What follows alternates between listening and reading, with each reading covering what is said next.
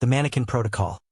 A night shift horror story. What would you do if you discovered that the mannequins in the department store where you work the night shift weren't just moving when you weren't looking, but were systematically replacing the customers who never made it out before closing time? This is the true account of Marcus Chen, a former night security guard at Westfield Shopping Center, who documented 47 nights of supernatural terror before disappearing without a trace. His audio recordings were found hidden in the mall's maintenance tunnels, along with photographs that shouldn't exist. Welcome to the most terrifying night shift story you've never heard. The setup: first night, Marcus Chen needed the job. After losing his position as a day security supervisor due to budget cuts, the overnight shift at Westfield Shopping Center was his only option. The pay was decent. The work seemed easy. Walk the empty mall from 11 p.m. to 7 a.m., check doors, monitor cameras, and make sure nothing went wrong. "Nothing ever happens here at night," said Jim Rodriguez, the outgoing guard who was training Marcus on his final shift. "Just stay awake, do your rounds every 2 hours, and don't let the quiet get to you. Sometimes the silence can mess with your head." Jim handed Marcus a heavy ring of keys and a beaten-up walkie-talkie. "The only real rule is this: never go into Hartmann's department store after midnight. Management's orders. Something about insurance liability with their new security system." Marcus looked through the mall's central corridor toward Hartmann's, a high-end clothing store that took up nearly a quarter of the mall's retail space. Even from a distance, he could see the dozens of mannequins positioned throughout the store, their pale forms barely visible in the dim emergency lighting. "What kind of security system?" Marcus asked. Jim paused at the exit, his hand on the door handle. "The kind that management doesn't want to explain. Just trust me on this one, Marcus. Some jobs aren't worth the paycheck." And with that cryptic warning, Jim left Marcus alone in 400,000 square feet of empty retail space. The first anomaly: Marcus's first week passed without incident. The routine was simple. Start at the north entrance, walk the perimeter, check each store's security gate, monitor the camera feeds from the central security office, and repeat. The mall was eerily quiet, with only the hum of HVAC systems and the occasional creak of settling building materials. It was on his 8th night that Marcus first noticed something wrong. During his 1 a.m. rounds, he stopped at the security gate of Hartmann's department store. The store was dimly lit by emergency lighting, casting long shadows between the clothing racks and display cases. Dozens of mannequins stood throughout the space, some dressed in business attire, others in casual wear, all positioned to create an appealing shopping environment. Marcus counted them absently as he checked his watch. 47 mannequins visible from his position at the gate. When he returned for his 3 a.m. check, he counted again. 48 mannequins. Marcus stopped, his heart rate increasing. He pulled out his flashlight and carefully scanned the store interior through the security gates. The additional mannequin was positioned near the back of the store, dressed in a navy blue business suit. It hadn't been there 2 hours earlier, Marcus was certain of it. He pulled out his radio to call the overnight maintenance supervisor, but hesitated. What would he say? That he thought a mannequin had moved? That someone had somehow entered a locked store and repositioned a display piece? Instead, Marcus made a note in his security log: possible unauthorized entry into Hartmann's. Investigate further. But as he wrote, a chill ran down his spine. The new mannequin's pose looked familiar. Its right hand was raised to chest level, holding what appeared to be a cell phone. Its head was tilted slightly, as if listening. It was the exact pose Marcus had seen a customer making when the mall closed 6 hours earlier. An elderly man in a navy suit who had been talking on his phone near the food court. The pattern emerges over the next 2 weeks. Marcus began documenting every anomaly he observed.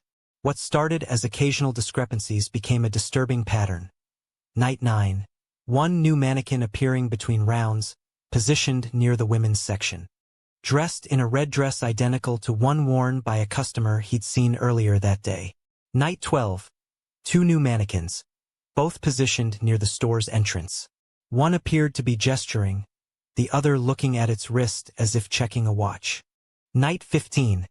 3 additional mannequins, positioned in a cluster near the customer service desk. Their poses suggested they were having a conversation. Marcus started taking photographs with his personal camera, documenting the positions and number of mannequins at the beginning and end of each shift. The evidence was undeniable. The mannequins were not only moving but multiplying. More disturbing was the realization that each new mannequin corresponded to a customer Marcus remembered seeing in the mall during the day. He began keeping detailed notes of shoppers he observed during shift changes, comparing their clothing and behavior to the new mannequin positions he discovered each night. The correlation was perfect. Every single new mannequin matched a real person who had been in the mall. But where were the real people? The discovery on his 20th night, Marcus made a decision that would change everything. Armed with bolt cutters and a high-powered flashlight, he entered Hartmann's department store after midnight. The moment he stepped inside, the temperature dropped noticeably. His breath became visible in small puffs of vapor, and the silence was absolute. Even the building's ambient sounds seemed muffled. Marcus moved carefully through the store, photographing each mannequin and comparing them to his notes. Up close, the details were even more disturbing. The mannequins' facial features were incredibly realistic, far more detailed than typical retail displays. Their hair appeared to be real human hair, and their clothing showed signs of actual wear. But it was their eyes that made Marcus's blood run cold. They weren't the blank, painted eyes of normal mannequins. These eyes had depth, texture, and an unsettling quality that made them appear almost aware. As Marcus photographed the mannequin in the navy business suit, his flash reflected off its eyes, creating a momentary red-eye effect. In that instant, Marcus could have sworn he saw the mannequin's pupils contract in response to the light. He stumbled backward, his heart pounding, and knocked over a clothing rack. The crash echoed through the empty store, and in the silence that followed, Marcus heard something that made his blood freeze. A soft rustling sound, like fabric moving against fabric. All around him, the horrifying truth. Marcus spun around, his flashlight beam dancing across the store. Every mannequin remained in its original position, but something had changed. The quality of their stillness was different, less like inanimate objects and more like living beings trying very hard not to move. As Marcus backed toward the store entrance, his light caught something that made him gasp. On the customer service counter, partially hidden behind a display, was a pile of personal belongings. Wallets, purses, car keys, cell phones, and jewelry. Dozens of items, all bearing the residue of recent use. Marcus approached the counter with trembling hands and began examining the items. Driver's licenses, credit cards, family photographs, all belonging to people he recognized from his daily observations. People whose poses and clothing now matched the mannequins standing throughout the store. One wallet belonged to Eleanor Hartwell, the elderly woman he'd seen 3 days earlier wearing a floral dress and carrying a small handbag. Marcus located the corresponding mannequin positioned near the jewelry counter, dressed in an identical floral dress, carrying an identical handbag. But Eleanor Hartwell's driver's license was in his hands, along with her car keys and a photograph of her grandchildren. Marcus pulled out his radio, his hands shaking as he tried to contact the police. But before he could speak, he heard footsteps echoing through the mall's main corridor. Slow, measured footsteps, getting closer. The chase. Marcus switched off his flashlight and crouched behind a clothing rack. The footsteps continued their steady approach, accompanied by a new sound, the soft whisper of fabric moving against fabric. Through the store's security gate, Marcus could see a figure moving through the mall's central corridor. It appeared to be wearing a security uniform identical to his own, but something was wrong with its movement. It walked with the stiff, mechanical gait of someone learning to use unfamiliar limbs. The figure stopped directly in front of Hartmann's department store and turned its head toward the entrance. In the dim emergency lighting, Marcus could see its face, or rather, the absence of distinct facial features. It had the smooth, blank expression of a mannequin, but it moved with purpose and awareness.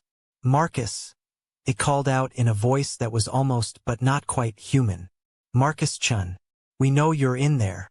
The security gate began to rattle, as if someone was trying to force it open from the outside. Marcus realized with growing horror that the figure was using his own keys that should have been in his pocket. Marcus checked his pockets frantically. His keys were gone. His radio was gone. Even his wallet had disappeared. As the security gate slowly rolled upward, Marcus saw more figures approaching through the mall corridor, all wearing clothing he recognized, all moving with that same unnaturally stiff gait, all coming for him. Marcus ran deeper into the store, weaving between clothing racks and display cases. Behind him, he could hear multiple sets of footsteps entering the store, spreading out to search for him. "Marcus," called a voice that sounded like Eleanor Hartwell, but with an artificial quality that made his skin crawl. "We just want to talk. We want to show you how peaceful it is here." "No more night shifts," added another voice, this one belonging to the man in the navy business suit. "No more worrying about money or loneliness or fear. Just quiet. Just stillness." Marcus reached the back of the store and found what he was looking for, the emergency exit. But when he pushed on the door, it wouldn't budge. The exit sign above it flickered, and in the intermittent light, he could see that the door had been sealed from the outside. He was trapped. The revelation as the figures closed in around him, Marcus noticed something that made his situation even more terrifying. In the employee break room at the back of the store, he could see security monitors displaying feeds from cameras throughout the mall. On every screen, he could see himself, but not just current images. The monitors showed him from every night he'd worked at the mall, documenting his routines, his behavior patterns, his reactions to the anomalies he'd discovered. They had been watching him from the beginning. "You're very observant, Marcus," said a voice directly behind him. He spun around to see a figure wearing a mall management uniform, someone he'd never seen before, but who spoke with authority. "Most security guards take months to notice the changes. You documented everything in just 3 weeks. That kind of attention to detail is exactly what we need." Marcus backed against the wall, his flashlight flickering as its batteries began to die. "What do you want from me?" "We want you to join us," the manager figure replied. "The mannequin protocol has been running for 7 years now. Every person who enters this mall becomes part of our collection eventually. Some during shopping hours, others during the night shift. You see, Marcus, people are lonely. They're isolated, desperate for connection, for purpose. We offer them something better. Eternal stillness, freedom from anxiety and pain. They become part of something larger than themselves." Marcus looked around at the figures surrounding him. Up close, he could see the truth. They weren't mannequins that had come to life. They were people who had been transformed into something else, their humanity gradually replaced by an artificial calm that mimicked the stillness of retail displays.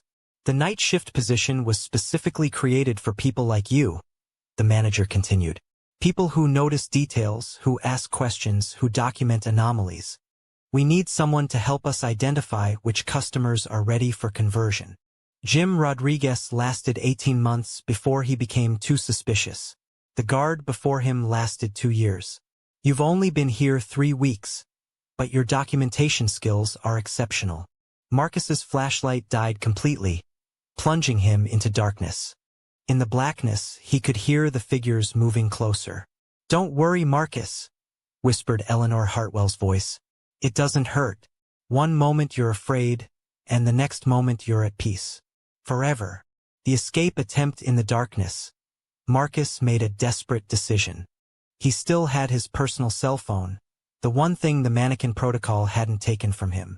Using its flashlight function, he illuminated the room and saw what he was looking for: the store's fire suppression system. Marcus grabbed a heavy display stand and smashed the nearest fire alarm. Immediately, piercing sirens filled the store, and the sprinkler system activated, drenching everything in freezing water. The mannequin figures reacted strangely to the water. Their movements became even more stiff and mechanical, as if the moisture was interfering with whatever force animated them. Marcus took advantage of their confusion and ran toward the front of the store. The security gate was still open, and he could see the mall's central corridor beyond. But as he reached the gate, he saw something that made his heart sink. Dozens of mannequin figures throughout the mall, all turning in his direction simultaneously. They had been positioned in every store, every corridor, every hiding place he might have used. The entire mall was their territory. Marcus ran anyway, using his phone's light to navigate through the darkened corridors. Behind him, he could hear the sounds of pursuit, not running footsteps, but the steady, methodical pace of beings that knew they had all the time in the world. He reached the north entrance where he'd started his shift hours earlier, but the doors were locked from the outside. The south entrance was the same. Even the employee exits had been sealed. The mall had become a trap, and he was the prey. The final confrontation, Marcus made his way to the mall's central security office, hoping to use the phone system to call for help. But when he arrived, he found someone waiting for him. A figure wearing his own security uniform, sitting in the chair he used during his breaks. The figure looked exactly like Marcus, but with the blank, peaceful expression of a mannequin. "Hello, Marcus," it said in his own voice. "I've been waiting for you." Marcus stared at his doppelganger in horror. "What are you?" "I'm your replacement," the figure replied. "Every night shift guard gets one eventually. I know all your routines, your mannerisms, your way of speaking. Tomorrow morning, I'll clock out and go home to your apartment. I'll pay your bills, maintain your relationships, live your life. And no one will ever know the difference because I am you, just improved. More peaceful, more compliant, more perfect." Marcus backed away from the office, but found his path blocked by more figures. They surrounded him completely now, all wearing the faces and clothing of people who had shopped at the mall over the past 7 years. "The beautiful thing about the mannequin protocol," said the manager figure, "is that it's completely voluntary. We never force anyone to join us. We simply wait until they're ready to let go of their fear, their anxiety, their loneliness. And you, Marcus, have been alone for a very long time." The choice as the figures closed in around him, Marcus realized they were right. He had been alone. The night shift job was just another way of avoiding human connection, of hiding from a world that seemed increasingly hostile and unpredictable. The mannequin protocol offered something he'd been searching for his entire adult life. Peace, stillness, freedom from the constant anxiety of modern existence. For a moment, Marcus almost surrendered. The idea of joining them, of becoming part of their eternal quiet, was genuinely tempting. But then he remembered something Jim Rodriguez had said on that first night. Some jobs aren't worth the paycheck. Jim had known about the mannequin protocol. He had documented the same anomalies, faced the same choice, and somehow found the strength to refuse. That's why he'd left so quickly, with so little explanation. He'd been trying to save Marcus from the same fate. Marcus pulled out his phone and began recording a voice memo, speaking quickly as the figures advanced. "My name is Marcus Chen. I'm a security guard at Westfield Shopping Center, and I'm documenting evidence of something called the mannequin protocol. If you find this recording, stay away from this place. The mannequins are..." But before he could finish, the figures reached him. Marcus felt a strange sensation. Not pain, but a gradual numbing, as if his emotions were being slowly drained away. The last thing he recorded was his own voice, but speaking words he didn't remember choosing. "Actually, everything is fine here. The job is perfect. I think I'll stay." The aftermath: 3 weeks later, a new night security guard named David Parks started his first shift at Westfield Shopping Center. The outgoing guard, Marcus Chen, gave him a brief orientation before leaving. "Nothing ever happens here at night," Marcus said with a peaceful smile. "Just stay awake, do your rounds every 2 hours, and don't let the quiet get to you." Marcus handed David a heavy ring of keys and a beaten-up walkie-talkie. "The only real rule is this: never go into Hartmann's department store after midnight. Management's orders." David looked through the mall's central corridor toward Hartmann's department store. Even from a distance, he could see dozens of mannequins positioned throughout the space. "What kind of security system do they have?" David asked. Marcus paused at the exit, his hand on the door handle. His expression remained perfectly calm, but for just a moment, something flickered in his eyes, a brief spark of the person he used to be. "The kind that management doesn't want to explain," he said quietly. "Just Trust me on this one, David. Some jobs aren't worth the paycheck. And with that warning, Marcus left David alone in 400,000 square feet of empty retail space. But this time, someone was listening. The epilogue 6 months later, urban explorers found Marcus Chen's audio recordings hidden in the mall's maintenance tunnels, along with hundreds of photographs documenting the mannequin anomalies. The recordings revealed the truth about the mannequin protocol and the fate of countless customers and employees over 7 years. The mall was permanently closed following a gas leak investigation, but locals report that figures can still be seen moving through the darkened corridors at night, peaceful. Still figures who wave to passers-by with unnaturally perfect smiles. The mannequins, they say, are still recruiting. And somewhere in the city, David Park continues his night shift at a different location, having learned that some warnings should always be heeded.